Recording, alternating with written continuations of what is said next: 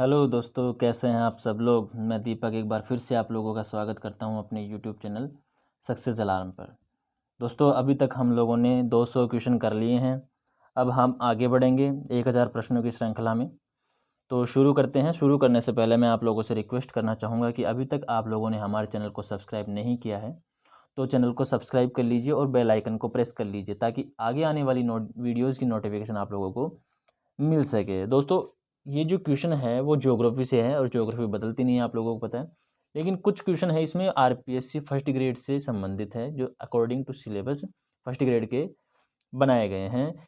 इसके अलावा अब अगर आप यूजीसी नेट की तैयारी भी कर रहे हैं तो इस वीडियो को देख सकते हैं। ठीक है, 2-4 क्वेश्चन आप लोगों को ऐसे मिलेंगे जो आरपीएससी फर्स्ट ग्रेड से रिलेटेड है। बाकी यूजीसी नेट की तैयारी भी कर सकते हैं क्योंकि ये सिलेबस जो है वो मैं आरपीएससी फर्स्ट ग्रेड का कवर कर रहा हूँ। ठीक है, तो चलिए शुरू करते हैं। निम्नलिखित में से किसमें सिंगरौली कोयला खान स्थित है। सिंगरौली की कोयला खान कौन सी घाटी में स्थित है। यहाँ पर घाटियों का नाम बताना आप लोगों को कि सिंगरौली है वो कौन सी घाटी में है। तो सिंगरौली जो है वो है सोन घाटी में। कौन सी घाटी में है सोन घाटी में है। सोन घाटी में सिंगरौली के अलावा सोहागपुर कोयले की खान है, उमरिया है, ताता पानी है और राम कोला है। ठीक है, ये 4 अन्य खाने भी कहाँ पर है, सोन घाटी में स्थित है। इसके अलावा महानदी घाटियों में जो भी खाने हैं वो है जैसे कोरबा हो गया, झिलमिली हो गया या चिरमिरी हो गया, ये महानदी की घाटी में है। दामोदर घाटी में जो है वो है रानीगंज, बोकारो, आप सब लोग जानते हो, झरिया हो गया। ठीक है, कर्णपुर, दक्षिणी कर्णपुरा हो गया, चंद्रपुरा हो गया, रामगढ़ हो गया। ये घाटियों के नाम आप लोगों को याद रखने हैं। ठीक है, इसके अलावा गोदावरी घाटी में जो है, दोस्तों मैं जो बोल रहा हूँ उसे सुनते जाइएगा। ठीक है, गोदावरी घाटी में कोठागुडम है, तंदूरी है, ये सिंगरेनी है। सिंगरौली सोन घाटी में है और सिंगरेनी गोदावरी घाटी में है। आप लोग मुझे कमेंट करके बताइए सिंगरेनी जो क्षेत्र है वो कौन से राज्य में पड़ता है। ठीक है, इसलिए इसका ऑप्शन नंबर डी हो जाएगा राइट आंसर। क्वेश्चन नंबर 202 देखते हैं कि निम्नलिखित में से कौन सा एक सही सुमेलित नहीं है। आप लोगों के सामने दे रखी है, तेल शोधनशाला दे रखी है और किसने स्थापित किया ये दे रखा है। ठीक है, तो तातीपाका, ये आप सब लोगों को पता है आंध्र प्रदेश में है। ये किसने है स्थापित की थी, ओएनजीसी के द्वारा। ठीक है भाई। डिगबोई असम में है, आईओसीएल के द्वारा स्थापित की गई थी। ठीक है, कोयली, कोयली गुजरात में है, ये एचपीसीएल के द्वारा स्थापित नहीं की गई थी। क्या आप लोग कमेंट करके मुझे बता सकते हैं कोयली किसके द्वारा स्थापित की गई थी। इसके अलावा बीना जो है वो मध्य प्रदेश में बीपीसीएल के द्वारा स्थापित की गई थी। इसका जो राइट आंसर होगा option number C right answer होगा। ठीक है, चलिए क्वेश्चन नंबर 203 देखते हैं। क्वेश्चन नंबर 203 है आप लोगों के सामने, राउरकेला इस्पात संयंत्र को लोहा अयस्क की आपूर्ति कहाँ से होती है। राउरकेला इस्पात संयंत्र हो को जो लोहा अयस्क है उसकी आपूर्ति कहाँ से होती है। ठीक है, तो उसे लोहा अयस्क की आपूर्ति होती है ओडिशा का एक क्षेत्र है सुंदरगढ़ जिला। ठीक है, इसमें स्थित बरसुआ क्षेत्र से होती है। कहाँ से होती है, बरसुआ क्षेत्र से होती है। और ओडिशा में एक क्षेत्र है क्योंझर। कहाँ है, क्योंझर, क्योंझर ओडिशा। क्या क्योंझर ओडिशा में ही है, बताइएगा। ठीक है, चलिए तो इसका जो राइट आंसर हो जाएगा ऑप्शन नंबर ए हो जाएगा। ठीक है, राउरकेला इस्पात संयंत्र को लोहा की आपूर्ति कहाँ से होती है, क्योंझर से होती है। ठीक है, तथा कोयले की आपूर्ति कहाँ से होती है, ये होती है झरिया से, बोकारो से और कोरबा क्षेत्र से। ठीक है, और जल विद्युत की जो आपूर्ति होती है वो हीराकुंड परियोजना से हो जाती है। ठीक है, क्वेश्चन नंबर 204 देखते हैं। किस बंदरगाह है ऐसे बेलाडीला का लोहा इसका निर्यात करता है। ऐसे नहीं है, यानी कि कौन सा बंदरगाह है जहाँ से बेलाडीला, बेलाडीला आप लोगों को पता होना चाहिए, बेल के डील के समान। ठीक है, वहाँ से लोहा एस्क का निर्यात किया जाता है। तो कौन से पतन से ये निर्यात किया जाता है, तो ये क्वेश्चन पूछा हुआ है। ठीक है, तो याद रखिएगा विशाखापत्तनम से निर्यात किया जाता है। ठीक है, इसके अलावा काकीनाडा आप लोगों को पता होना चाहिए, जैसे गोवा अयस्क का क्षेत्र है, उसका जो निर्यात क्षेत्र बंदरगाह है वो मारमुगावा है। ठीक है, इसके अलावा चिकमंगलुरु वाला है तो मंगलोर हो गया। ठीक है, बेलारी हो गया, बेलारी होस्पेट मंगलोर से किया जाता है, ऐसे याद रखना है। ठीक है, तो इसका राइट आंसर सी हो जाएगा। क्वेश्चन नंबर 205 देखते हैं। जर्मनी के क्रुप्पदेमाग युगल के साथ भारत का कौन सा लोहा इस्पात कारखाना संबंधित है? जर्मनी के क्रुप्पदेमाग युगल के साथ भारत का कौन सा लोहा इस्पात कारखाना संबंधित है? ठीक है, तो इसमें जो संबंधित है वो है Rourkela. Option number D right answer हो जाएगा। जर्मनी के क्रुप्पदेमाग युगल के साथ संबंधित है। ठीक है, इसके अलावा जो भिलाई और बोकारो है, भिलाई और बोकारो है वो रूस के सहयोग से बनाया गया है। दुर्गापुर कारखाना जो है वो ब्रिटेन के सहयोग से बनाया गया है, याद रखना। ठीक है, राउरकेला जर्मनी की सहायता से स्थापित किया गया है। ठीक है, तो इसका right answer option number D हो जाएगा। क्वेश्चन नंबर 206 देखिए, सूती वस्त्र के सर्वाधिक कारखाने किस राज्य में स्थापित हैं? सूती वस्त्र के सर्वाधिक कारखाने, ये डाटा बदलते रहते हैं। ठीक है, तो 2010 के डेटा के अनुसार अगर अपन देखें तो सूती वस्त्र के सर्वाधिक कारखाने तमिलनाडु में मिलते हैं। कहाँ पर मिलते हैं? तमिलनाडु में मिलते हैं, जहाँ पर 215 के आसपास मिले हैं। ठीक है, तो अब आप लोग करंट में देख लीजिएगा कि करंट में कौन सा राज्य है जहाँ पर सूती वस्त्र की खाने सर्वाधिक है। ठीक है, क्वेश्चन नंबर 207 देखिए कि निम्नलिखित में से कौन से 3 आर पर्यावरण के लिए अनुकूल माने जाते हैं? 3 आर कौन कौन से हैं जो पर्यावरण के लिए अनुकूल माने जाते हैं? तो सबसे पहले देखते हैं रिडक्शन, ठीक है, रिप्रोडक्शन, अच्छा सॉरी, रीयूज और रिसाइकल। ठीक है, रिप्रोडक्शन रिड्यूस करना और रीयूज़ करना और रिसाइकल करना। ठीक है, तो ये पर्यावरण के लिए 3 आर हैं जो अनुकूल माने जाते हैं। ठीक है, रिड्यूस मतलब कोई भी चीज़ ज़्यादा हो रही है तो उसे रिड्यूस करना, रीयूज़ चीज़ों को फेंकना नहीं, उसका बार बार उपयोग करना, और रिसाइकल करना। ठीक है, देखते हैं क्वेश्चन नंबर 208 देखते हैं कि निम्नलिखित में से किस स्थान पर क्योटो प्रोटोकॉल में संशोधन स्वीकार किए गए थे? तो क्योटो प्रोटोकॉल में संशोधन स्वीकार किए गए थे दोहा अमेंडमेंट के दौरान। ठीक है, option number C right answer हो जाएगा। ठीक है, जापान के शहर में क्योटो में हुआ था 1997 में क्योटो प्रोटोकॉल, याद रखना 11 दिसंबर को। ठीक है, याद रखना इस चीज़ को। चलिए नेक्स्ट देखते हैं, क्वेश्चन नंबर 209 देखते हैं, पर्यावरण प्रदूषण की निम्नांकित प्रभाव है। ठीक है, पर्यावरण प्रदूषण के प्रभाव कौन से हैं? ठीक है, तो धरातल पर पहुंचने वाले सूर्य के प्रकाश की मात्रा को कम कर देता है, सही बात है। कोहरे में वृद्धि होती है, ये बात भी सही है। वातावरण के तापीय गुणों को परावर्तित कर देता है या परिवर्तित कर देता है, ये परिवर्तित है। ठीक है, वातावरण के तापीय गुणों को परिवर्तित कर देता है। ठीक है, जहाँ पर पहले ज़्यादा तापमान आ रहा था वहाँ पर कम तापमान आ गया, या फिर जहाँ पर पहले कम तापमान था वहाँ पर ज़्यादा तापमान हो गया। तो ये सारे ऑप्शन ही सही है, option number D right answer हो गया। क्वेश्चन नंबर 210 देखते हैं, निम्नलिखित राज्यों में किस में सर्वाधिक प्राकृतिक आपदाएं आती है? कौन सा राज्य है जिसमें सर्वाधिक आपदाएं आती है? तो वो राज्य है ओडिशा। ऑप्शन नंबर बी, चक्रवात हो गया, बाढ़ हो गया, सूखा हो गया, ये तीनों ही आपदाएं इस राज्य में सर्वाधिक आती है। ठीक है, क्वेश्चन नंबर 211 देखते हैं, 2011 की जनगणना के अनुसार 2011 की जनगणना के अनुसार निम्न में से किस राज्य में नगरीय जनसंख्या की उच्चतम प्रतिशत को अभिलिखित किया गया था? कौन सा राज्य था जहां पर नगरीयकरण का उच्चतम प्रतिशत देखा गया था? तो हरियाणा जो राज्य है वहां पर नगरीयकरण का उच्चतम प्रतिशत देखा गया था, नगरीय जनसंख्या के उच्चतम प्रतिशत को देखा गया था। ठीक है, option number B right answer हो गया। इसके अलावा हरियाणा जो है वो न्यूनतम लिंगानुपात वाला राज्य भी है।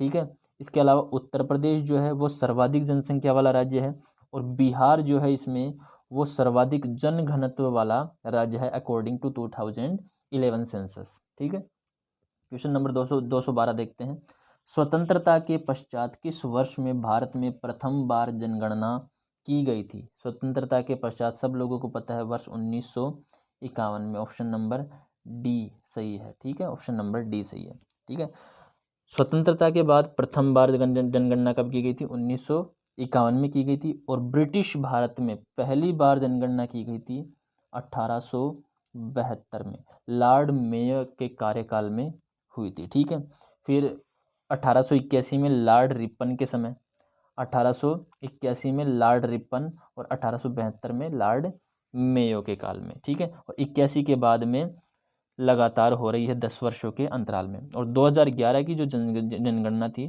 वो 15वीं जनगणना थी, ठीक है। और अगर हम स्वतंत्र भारत की बात करें तो स्वतंत्र भारत की 7वीं जनगणना थी। ये सभी फैक्ट आप लोगों को याद रखना है, ठीक है। इसका ऑप्शन नंबर डी हो गया। क्वेश्चन नंबर 213 देखते हैं। भारतीय जनसंख्या में तीव्र वृद्धि का चरण निम्नलिखित में से किस कालावधि के दौरान था? तीव्र वृद्धि का जो चरण था उसमें देखिए 1951 से 1981 का जो चरण था वो तीव्र वृद्धि वाला था। इसमें जो पहला चरण था 1901 से 1921 तक वो धीमी गति वाला था, ठीक है। 1921 से 51 वाला जो द्वितीय था वो लगभग स्थिर था, ठीक है। ना ही तो ज़्यादा वृद्धि हो रही थी ना ही कमी हो रही थी। लेकिन जो तृतीय काल आया उसमें तीव्र वृद्धि हुई। और चतुर्थ काल 1981 से 2011 तक इसमें वृद्धि तो हुई किंतु गिरावट का रुख अभी भी जारी है, ठीक है। तो इसका option number C right answer हो जाएगा।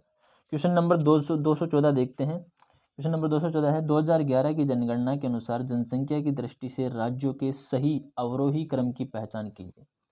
जनसंख्या की दृष्टि से मतलब सबसे ज़्यादा जनसंख्या कौन से राज्य में है और उससे कम कौन से में है, ठीक है। तो सर्वाधिक जनसंख्या थी वो थी उत्तर प्रदेश में, या आपको पता होना चाहिए उत्तर प्रदेश इसमें भी है, उत्तर प्रदेश में भी, सभी राज्यों, ठीक है। दूसरे नंबर पर जो राज्य आता है वो आता है महाराष्ट्र, जहाँ पर उत्तर प्रदेश में 19 करोड़ 95 लाख थी, वहीं पर महाराष्ट्र में 11 करोड़ 23 लाख थी। फिर तीसरे नंबर पर आता है बिहार। बिहार में जो जनसंख्या है वो 10 करोड़ के आसपास है, ठीक है। और पश्चिम बंगाल में जो है वह है 9 करोड़ के आसपास, ठीक है। तो option number B right answer हो जाएगा, ठीक है। Option number B right answer हो जाएगा। क्वेश्चन नंबर 215 देखते हैं। निम्नलिखित कथनों पर विचार कीजिए, ठीक है। कथन है सस्टेनेबल डेवलपमेंट गोल्स की बात हो रही है। पहली बार 1972 में एक वैश्विक विचार मंडल थिंक टैंक ने, जिसे क्लब ऑफ रोम कहा जाता है, प्रस्तावित किया था, ठीक है। धारणीय विकास लक्ष्य जैसे सस्टेनेबल डेवलपमेंट लक्ष्य जो है वो 2030 तक प्राप्त किए जाने हैं। तो ये दोनों ही क्या है बातें सत्य हैं, ठीक है। ऑप्शन नंबर इसमें 1 और 2 दोनों सही। Option number C right answer हो गया, ठीक है। चलिए, क्लब ऑफ रोम में सबसे पहले ये सस्टेनेबल डेवलपमेंट गोल्स की बात की गई थी, ठीक है। ये प्रस्तावित किया गया था। 216 क्वेश्चन नंबर देखते हैं। संरचनात्मक दृष्टि से राजस्थान का भौतिक स्वरूप आप लोगों के फर्स्ट ग्रेड में दे रखा है, ठीक है। राजस्थान भूगोल का संरचनात्मक दृष्टि से राजस्थान के जो यूजी वाला पार्ट है उसमें संरचनात्मक दृष्टि से राजस्थान के भौतिक स्वरूप भारत के निम्नलिखित हिस्सों में से किन उच्चावच प्रदेशों का हिस्सा है, ठीक है। तो राजस्थान के जो भी भौतिक प्रदेश है वो कौन से उच्चावच प्रदेशों का हिस्सा है? तो उत्तरी वृहत्त मैदान का हिस्सा है और प्रायद्वीपीय पठार का हिस्सा है, ठीक है। उत्तरी पर्वतीय प्रदेश का हिस्सा नहीं है, उत्तरी वृहत्त मैदान का है। तटीय मैदान का नहीं है, प्रायद्वीपीय पठार का है। प्रायद्वीपीय पठार का, उत्तरी पर्वतीय प्रदेश का नहीं है। तो इसीलिए option number A right answer हो जाएगा, ठीक है। जो राजस्थान का अरावली क्षेत्र है और जो हाड़ौती का भौतिक प्रदेश है वो तो प्रायद्वीपीय भारत के भाग हैं, ठीक है। प्रायद्वीपीय पठार के भाग है, ठीक है। और राजस्थान का मरुस्थल हो गया, मैदानी भौतिक प्रदेश हो गया, ये सभी क्या है भारत के उत्तरी विशाल मैदान का हिस्सा है। इसलिए option number A right answer हो गया। क्वेश्चन नंबर 217 देखते हैं। निम्न में से थार मरुस्थल के भाग हैं। अब थार मरुस्थल का कौन कौन सा भाग है? गोडवाड़ प्रदेश भाई सही है। लूणी बेसिन जिसे आप लोग कहते हो, अर्ध शुष्क मरुस्थल में आते हैं। शेखावाटी प्रदेश ये भी है। बनास का मैदान नहीं है भाई, बनास का मैदान नहीं है, ठीक है। बनास का मैदान नहीं। इसके अलावा घग्गर का मैदान, ठीक है, जिसे नाली कहते हो या पाट कहते हो आप लोग, ठीक है। तो सी वाला नहीं है, ये तीसरे वाला नहीं है। इसका मतलब 1, 2 और 4। ऑप्शन नंबर कौन सा है? 1, 2 और 4। 1, 2 और 4 तो ऑप्शन ही नहीं है। यहाँ पर 4 कर लीजिए, यहाँ पर 4, ठीक है। 1, 2 और 4 ये है, ठीक है। बनास का मैदान मरुस्थल के अंदर नहीं आता है, ठीक है। ये टाइपिंग में गड़बड़ हो गई थोड़ी सी, ठीक है। तो ये सही कर लीजिएगा। ऑप्शन नंबर ए सही होगा इसके अंदर, ये 1, 2 और 4 होगा, ठीक है। क्वेश्चन नंबर 218 देखते हैं कि भारत के मरुस्थलीकरण एवं भू अवनयन एटलस इसरो 2007 के अनुसार राजस्थान में मरुस्थलीकरण से प्रभावित क्षेत्र है कितना है? वो है 67%। किसके अनुसार है?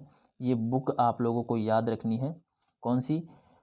मरुस्थलीकरण एवं भू अवनयन एटलस, बाबुल सुप्रियो के द्वारा लॉन्च की गई थी। ये याद रखना आप लोग इस चीज़ को, ठीक है। बताना एक बार, देखे बाबुल सुप्रियो के द्वारा ही लॉन्च की गई थी क्या? शायद वो दूसरी चीज़ थी, ठीक है। तो इसके अनुसार कितना है? 67% है। तो ये जो क्वेश्चन है वो आप लोगों को पता होना चाहिए। सेकंड ग्रेड 2017 में आया हुआ है क्वेश्चन है, तो दोबारा रिपीट हो सकता है, ठीक है। Option number D right answer हो जाएगा। क्वेश्चन नंबर 219 देखते हैं। निम्नलिखित पर विचार कीजिए। तो नेबका, लूनेटी, द्रा और सीफ ये दे रखा है आप लोगों के सामने, ठीक है। नेबका, लूनेटी, द्रा और सीफ ये रखा है। तो उपरोक्त में से कौन से बालुका स्तूप के रूप में है? तो नेबका पता होना चाहिए क्या होता है। जो झाड़ियों के पीछे टीले बनते हैं उन्हें नेबका कहते हैं, ठीक है। और लूनेट क्या होता है? लूनेट होता है मरुस्थलों में लघु गर्तों के पीछे निर्मित नवचंद्राकार स्तूप, ठीक है। इसके अलावा द्रा जो है वो मोटी रेत से निर्मित होता है, वेलबेक स्तूप जिसे आप लोग बोलते हो, ठीक है। उसका जो विस्तृत रूप होता है उसे द्रा बोलते हैं, ठीक है। और सीफ भी क्या है? एक पवनानुवर्ती बालू का स्तूप है। तो ये सभी क्या है? बालू का स्तूपों के प्रकार है, इसलिए option number D right answer हो जाएगा, option number D. Question number 220 देखते हैं। राजस्थान में स्थित थार मरुस्थल की पूर्व की ओर प्रसार में कौन सी प्राकृतिक बाधा है? ठीक है। तो पूर्व की ओर प्रसार में जो प्राकृतिक बाधा है वो अरावली पर्वतमाला है। सब लोगों को पता है कि प्राकृतिक बाधा कौन सी है, ठीक है। तो क्वेश्चन नंबर 221 देखते हैं। निम्नलिखित में से कौन सा एक सुमेलित नहीं है? सुमेलित कौन सा नहीं है?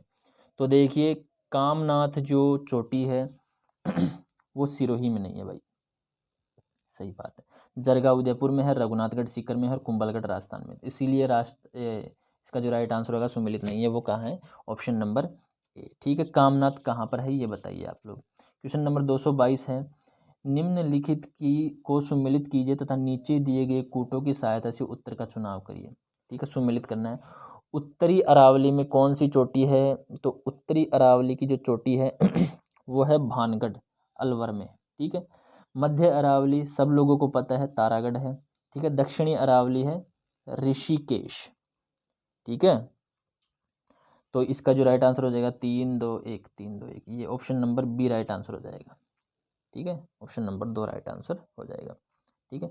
ये विश्व की सबसे प्राचीनतम पर्वतमाला है, याद रखिएगा, ठीक है। तो चलिए, तारागढ़ की ऊंचाई बताइए आप लोग। तारागढ़ की ऊंचाई मैं बताता हूँ 873 मीटर है, ठीक है। और ये जो आप लोग कह रहे हो ऋषिकेश चोटी, इसकी ऊंचाई है 1017 मीटर। और ये भानगढ़ जो है वो भानगढ़ की है 649। तो इनकी ऊंचाई भी आप लोग याद रखिएगा। क्वेश्चन नंबर 223 देखिए। निम्न में से कौन सा दर्रा दक्षिणी अरावली से संबंधित है? दर्रे पूछे हैं आप लोगों से फर्स्ट ग्रेड में, अरावली एक पूरा टॉपिक है, तो दर्रे आप लोगों को पता होना चाहिए अरावली में कौन कौन से हैं। तो दक्षिणी अरावली से संबंधित दर्रे कौन कौन से हैं? तो पगलिया की नाल, पगलिया की नाल कहाँ पर है? पगलिया की नाल हो गया। इसके अलावा ये मारवाड़ और मेवाड़ के मध्य है पगलिया की नाल। केवड़ा की नाल हो गया, ठीक है। केवड़ा की नाल भी है और गोरम घाट भी है, ठीक है। इसके अलावा हल्दी घाटी भी है और स्वरूप घाट ये पाली के अंदर है ही, और ये हाथी घाट, ठीक है। ये सभी क्या है? दक्षिणी अरावली में है, याद रखिएगा। ये सभी दक्षिणी अरावली में उपरोक्त सभी, इसका राइट आंसर हो जाएगा ऑप्शन नंबर डी। ये सभी जो नाल है, सभी घाट हैं, वो दक्षिणी अरावली के अंदर है, ठीक है। हल्दी घाट ये आप लोगों को पता है राजसमंद को पाली से जोड़ता है, ठीक है।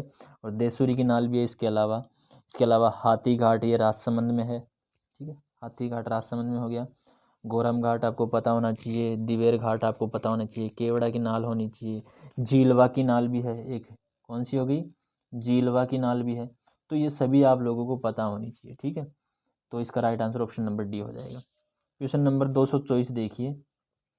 राजस्थान में मालपुरा करौली का मैदान किस नदी बेसिन का भाग है? अब राजस्थान में दो चीज़ें पता चल गई। मालपुरा का भाग कहाँ है? करौली का मैदान में है। ठीक है, मालपुरा का मैदान किसे कहते हैं? करौली के मैदान को कहते हैं। ठीक है, ये बड़ी बड़ी एग्जाम्स में आया हुआ है, जैसे हेड मास्टर की एग्ज़ाम हो गई उसमें भी आया हुआ है। ठीक है, तो मालपुरा करौली का मैदान है वो बनास बेसिन का भाग है। बनास बेसिन का, बनास नदी के बेसिन का भाग है बनास।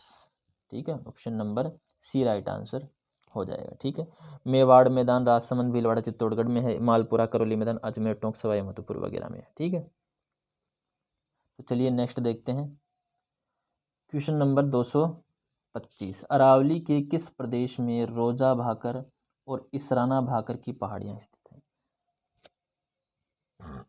माफ़ कीजिएगा, ये आरपीएससी कॉलेज लेक्चरर 2021 एग्ज़ाम में आया हुआ है।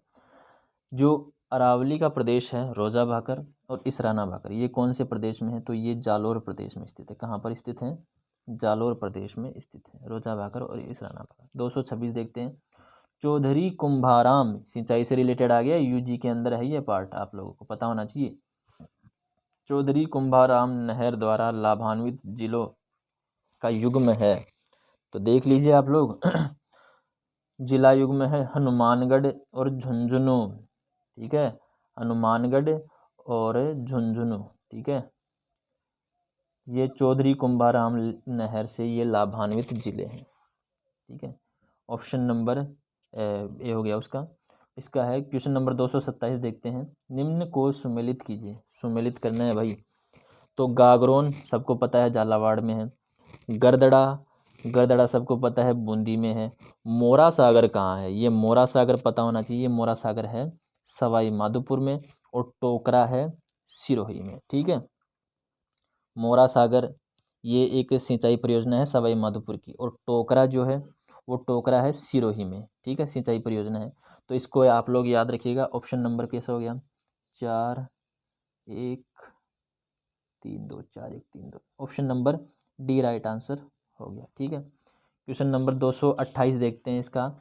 निम्न में से किस स्थान पर इंदिरा गांधी नहर परियोजना से पेयजल नहीं पहुंचाया जाता है? कौन सा स्थान है? तो सबसे पहले आप लोग इंदिरा गांधी नहर को पढ़े होंगे, तो सबको पता है कि कहाँ कहाँ पर जल पहुँचाया जाता है। बीकानेर में पहुँचाता है, धौलपुर में, बाड़मेर में भी पहुँचा जाता है, लेकिन पाली में इसका जल पेयजल नहीं पहुँचाया जाता है। ठीक है, पेयजल इसका पहुँचाया नहीं जाता है। इसका जो राजस्थान में बाड़मेर में गडरा रोड है, वो एक आईजीएनपी का अंतिम छोर कहा जाता है। आईजीएनपी की टोटल जो लंबाई है वो 649 किलोमीटर है। निर्माता इसके कंवर सेन है, सबको पता है। ठीक है, उद्घाटन हुआ था 1958 में, 1958 में इसका उद्घाटन हुआ था गोविंद वल्लभ पंत के द्वारा। ठीक है, 7 लिफ्ट नहरें निकाली गई है। 7 लिफ्ट नहरें, चलो बताइए, कमेंट करके बताइए लिफ्ट नहरें कितनी है? लिफ्ट नहरें बतानी है। ठीक है, ध्यान रखिएगा, लिफ्ट नहर ध्यान से सुन लीजिएगा। क्वेश्चन नंबर 229 देखते हैं। सही क्रम चुनिए। सही क्रम चुनना है अपन लोगों को। ठीक है, तो सही क्रम में है बीसलपुर बांध, बनास नदी। ठीक है, मेजा बांध, खारी नदी। ये बीसलपुर बांध जो है टोंक जिले में बना हुआ है, सबको पता है भाई। बीसलपुर बांध कहाँ पर बना हुआ है? टोंक जिले में बना हुआ है, बनास नदी पर स्थित है। ठीक है, इसके अलावा मेजा बांध जो है वो बनास नदी की सहायक नदी है, कोटारी नदी, तो ये गलत है। सिद्धमुख नहर जो है वो रावी और व्यास से है, तो ये गलत हो गया। पोंग बांध जो है वो व्यास नदी पर है, चंबल नदी, ये भी गलत हो गया। तो option number A right answer हो गया। ठीक है, क्वेश्चन नंबर 230 देखें। निम्नलिखित में से कौन से युग्म में सही सुमेलित है? ठीक है, तो नीचे दिए गए कूट का प्रयोग कर सही उत्तर चुनना है। ठीक है, तो यहाँ पर देखिए लहासी सिंचाई परियोजना, लहासी सिंचाई परियोजना 12 में है। ठीक है, सही सुमेलित है। इसके अलावा ताकली सिंचाई परियोजना, ताकली सिंचाई परियोजना ये ताकली सिंचाई परियोजना ये भी सही है, कोटा में है। हाँ, कोटा में है। चाकन सिंचाई परियोजना ये सवाई माधोपुर में नहीं है। इंदिरा लिफ्ट ये बूंदी में नहीं है। ठीक है, तो इसका जो राइट आंसर हो गया 1 और 2 हो जाएगा, option number C right answer हो जाएगा इसका। ठीक है, तो दोस्तों ये थी आप लोगों की क्लास। 30 क्वेश्चन करवा दिए मैंने, और आगे के जो क्वेश्चन है इसके, ठीक है, 1000 क्वेश्चनों की एक श्रृंखला है पूरी, हम लोग इसमें 1000 क्वेश्चन करेंगे।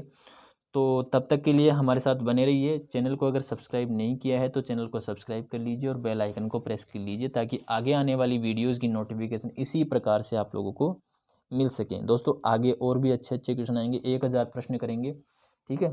तो कम से कम उसमें से 30 से 40 प्रश्न तो आ ही जाएंगे आप लोगों के।